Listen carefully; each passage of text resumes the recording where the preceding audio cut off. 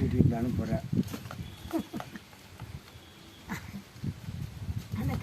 அது மட்டும் பண்ணுது. அந்த ஒரு குருவி தான் எந்த வண்டி இருந்தாலும் அதுக்கு அதே மாதிரி உருவம் தெரியுற மாதிரி இருக்குது. அது சண்டை போடுற மாதிரி நினைக்குது. அது அதே வைத்தா பதினஞ்சு முடிஞ்சு அதை போட்டாங்க. அது போட்டு அனுப்பு, போட்டாங்க தெரிஞ்சவங்களுக்கு போட்டு அனுப்பு. அது பரவட்டையாக கொண்டாலும்